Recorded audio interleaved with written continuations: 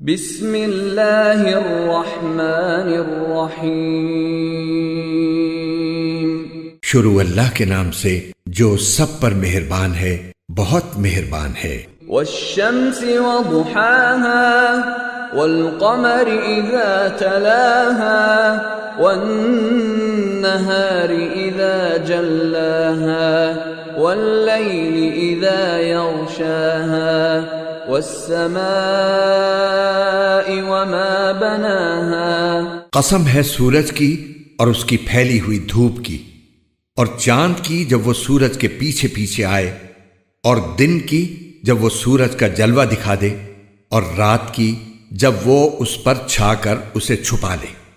اور قسم ہے آسمان کی اور اس کی جس نے اسے بنایا، والارض وما طحاها ونفس وما سواها فألهمها فجورها وتقواها قد أفلح من زكاها وقد خاب من دساها۔ اور زمین کی اور اس کی جس نے اسے بچھایا، اور انسانی جان کی اور اس کی جس نے اسے سنوارا۔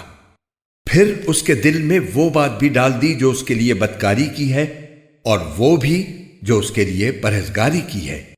فلاح اسے ملے گی جو اس نفس کو پاکیزہ بنائے، اور نامراد وہ ہوگا جو اس کو گناہ میں دھسا دے۔ كذبت ثمود بطغواها إذ انبعث أشقاها فقال لهم رسول الله ناقة الله وسقياها فكذبوه فعقروها فدمدم عليهم ربهم بذنبهم فسواها ولا يخاف عقباها۔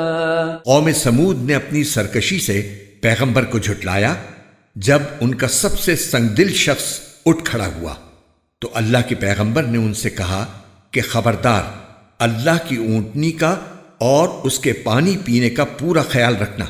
پھر بھی انہوں نے پیغمبر کو جھٹلایا اور اس اونٹنی کو مار ڈالا۔